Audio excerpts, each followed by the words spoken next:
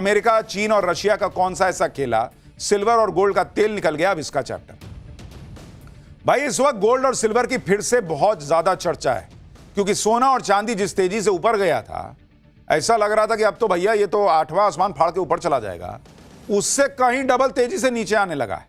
सोने चांदी के दाम जब बढ़ रहे थे तो बहुत लोगों ने इसमें यह सोचकर पैसा लगा दिया कि गोल्ड सिल्वर के रेट अभी और ऊपर जाएंगे। ऐसा उस वक्त दिख भी रहा था, क्योंकि गोल्ड सिल्वर रिकॉर्ड पर रिकॉर्ड बनाए जा रहे थे।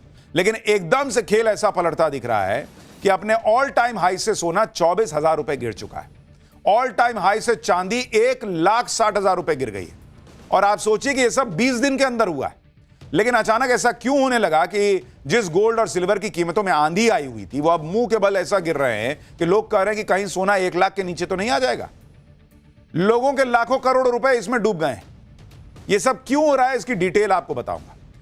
आप यह भी देखिए कि सोना चांदी उस वक्त नीचे आ रहे हैं जिस वक्त अमेरिका और ईरान के बीच टेंशन बढ़ती जा रही है। वैसे तो गोल्ड सिल्वर के रेट और ऊपर जाने चाहिए थे, क्योंकि जब भी अनिश्चितता होती है तो भाई गोल्ड की कीमत बढ़ती है। अमेरिका और ईरान एक दूसरे पर इस वक्त चढ़े हुए हैं। नए युद्ध का खतरा है एक बार फिर से तेजी से मंडराने लगा है। आप देखिए कि ईरान की घेराबंदी के लिए अचानक अमेरिका ने करीब 50 फाइटर जेट भेज दिए, अपने युद्धपोत यूएसएस गेराल्ड आर फोर्ड को तैनात कर दिया है। अमेरिका का युद्धपोत कैरिबियन इलाके से निकलकर मिडिल ईस्ट के उस इलाके में पहुंच चुका है जहां से ईरान पर कभी भी हमला हो सकता है। अमेरिका में यह चर्चा फिर से तेज हो गई है कि ट्रंप अब कभी भी ईरान पर हमला कर सकते हैं, क्योंकि अमेरिका और ईरान के बीच जो बातचीत चल रही है उसमें बात बन नहीं रही, और ट्रंप के लोग सीधी धमकी दे रहे हैं कि अगर बात बिगड़ गई तो ईरान को छोड़ेंगे नहीं। उधर ईरान भी कम नहीं है, वो भी तैयारी कर चुका है कि अगर अमेरिका ने हमला किया तो फिर से जवाब दूंगा। ईरान रूस और चीन के साथ समंदर में सैन्य अभ्यास कर रहा है और ट्रंप को लगातार मैसेज दे रहा है कि हमला हुआ तो हम नहीं छोड़ेंगे। लेकिन युद्ध के इस खतरे के बीच गोल्ड और सिल्वर के दामों का क्या होगा? क्या सोने और चांदी की तेजी अब खत्म मान लें, या सोना चांदी फिर भागेगा? यह सब आपको बताऊंगा, लेकिन पहले जो कोहराम मचा है उसका एक ट्रेलर देखिए।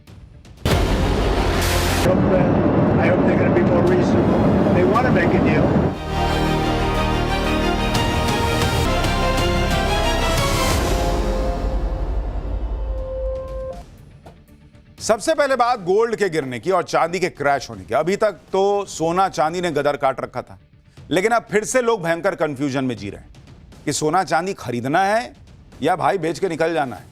क्योंकि आप देखिए IBJA यानी India Boolean and jewellers association के आंकड़ों के मुताबिक 10 ग्राम 24 कैरेट सोने के दाम 29 जनवरी को 1,76,121 रुपए पर पहुंच गए थे, और 2 फरवरी को यानी सिर्फ 4 दिन के अंदर सोने के दाम करीब 33,000 रुपए गिरकर 1,42,270 पर आ गए। सोने के दाम में गिरावट अभी रुकी नहीं है। आज सोने के दाम ऑल टाइम हाई से करीब 24,000 रुपए नीचे हैं।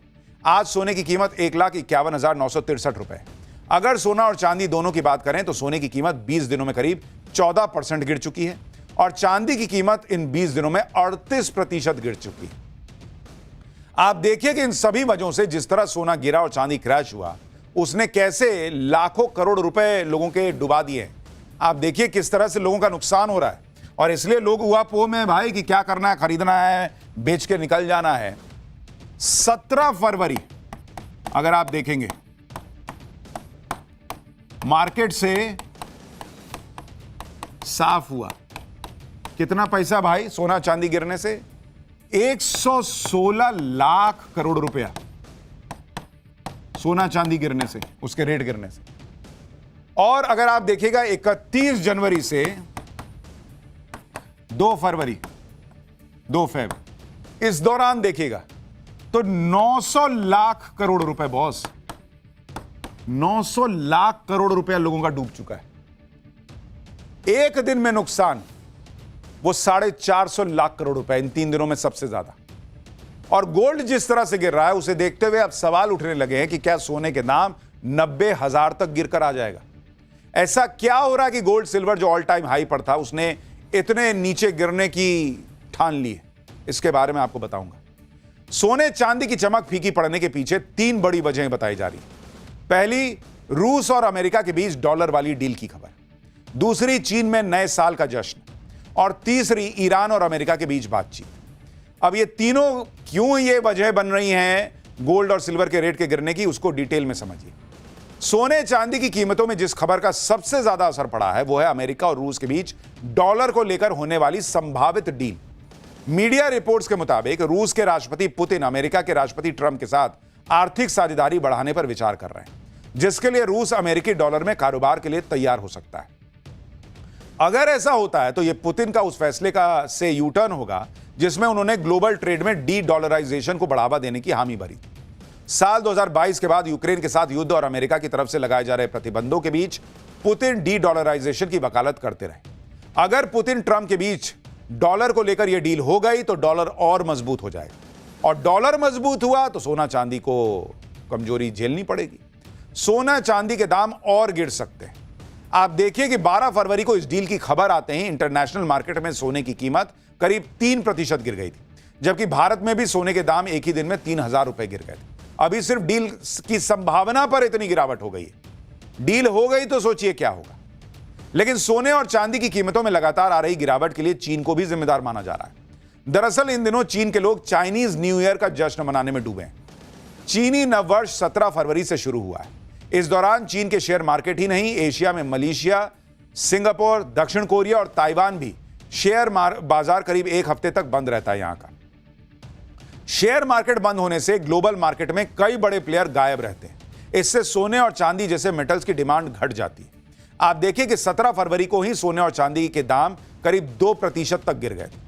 मतलब चीन में, मलेशिया में यहां पर लोग न्यू ईयर सेलिब्रेट कर रहे हैं, और यहां सोना चांदी जिन्होंने खरीदा था उनके लिए अमावस्या की रात हो रही है। सोने चांदी की कीमतों में आई गिरावट की एक वजह ईरान और अमेरिका के बीच चल रही बातचीत को भी माना जा रहा है, क्योंकि इस बातचीत के सफल होने पर एक बड़े युद्ध का खतरा टल जाएगा। पहले ओमान और अब स्विट्जरलैंड के जिनेवा में ईरान और अमेरिका के बीच बातचीत का दूसरा राउंड चल रहा है। अभी तक तो बातचीत से मौजूदा संकट का हल नहीं निकला है। हालांकि दोनों तरफ से बातचीत सकारात्मक होने के दावे भी किए जा रहे हैं, लेकिन इसी तरह की डील अब तक फाइनल नहीं हो पाई है। हालांकि अगले 2 हफ्तों में बातचीत का अगला राउंड होने की भी बात कही जा रही है। ऐसे में समझना जरूरी है कि ईरान और अमेरिका के बीच बातचीत किस वजह से कामयाब नहीं हो पा रही। दरअसल अमेरिका की तरफ से रेड लाइन तय कर दी गई है कि ईरान को परमाणु कार्यक्रम छोड़ना होगा और मिसाइल कार्यक्रम को सीमित करना होगा, जबकि ईरान इस रेड लाइन को मानने के लिए कतई तैयार नहीं। ईरान का दावा है कि उसका परमाणु कार्यक्रम ऊर्जा जरूरतों को पूरा करने के लिए। साथ ही ईरान ने साफ कर दिया है कि बातचीत सिर्फ परमाणु कार्यक्रम पर ही होगी, मिसाइल कार्यक्रम पर इसमें कोई चर्चा नहीं होगी। अभी बातचीत चल रही है क्योंकि लोग तो सोच रहे थे कि जो हालात हैं, ट्रंप जैसे धमका रहे हैं, कभी भी युद्ध शुरू हो जाएगा।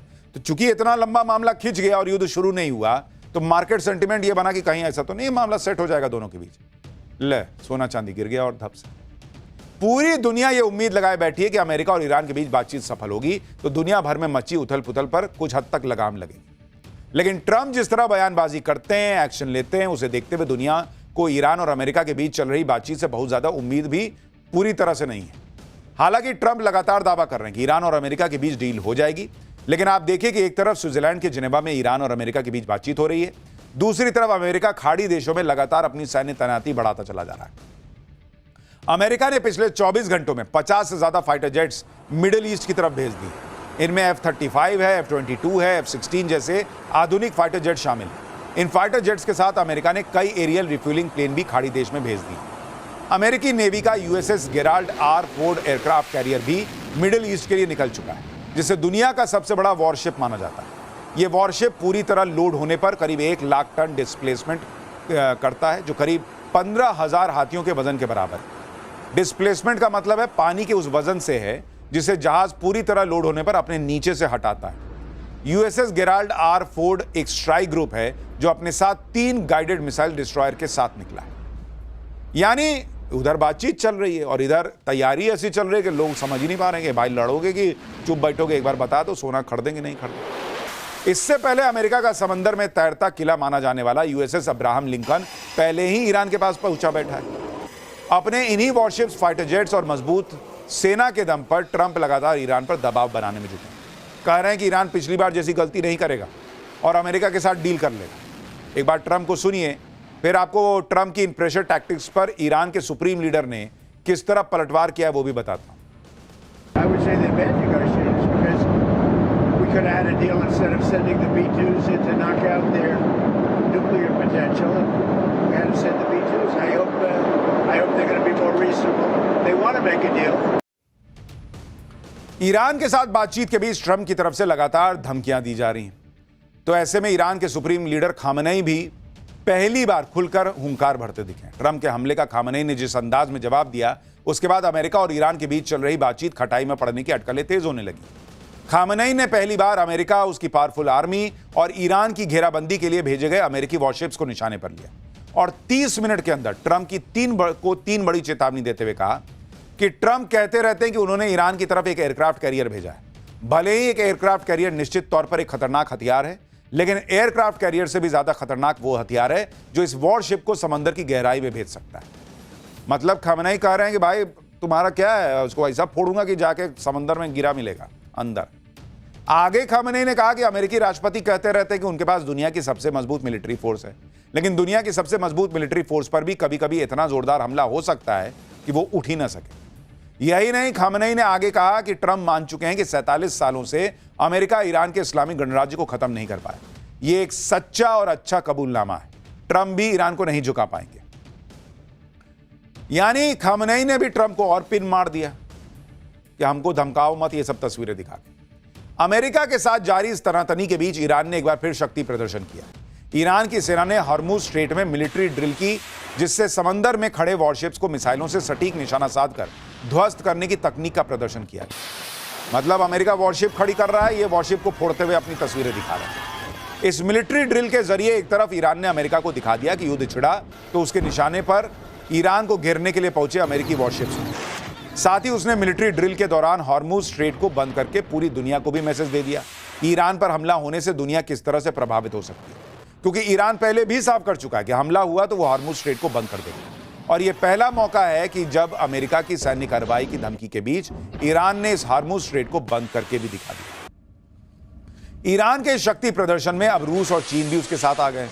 रूस और चीन के युद्धपोत हॉर्मुज में ईरान के साथ होने वाली जॉइंट मिलिट्री ड्रिल के लिए निकल चुके हैं। यानी माहौल जो है वो पूरा अभी जो है ना हिला हुआ है। ये युद्ध होगा नहीं होगा, चाइना में न्यू ईयर सेलिब्रेशन खत्म होगा तो हो सकता है कि सोने चांदी के दाम थोड़े से रिकवर करें, और अगर रशिया और अमेरिका की जो डॉलर को लेकर बातचीत चल रही है, अगर वो सफल हो गया तो कीमत और गिर सकती है, नहीं हुआ तो फिर चढ़ जाएगा। तो अभी मामला जो है ना बड़ा ऊपर नीचे है बॉस। जो कीजिएगा बहुत सोच समझ के कीजिएगा।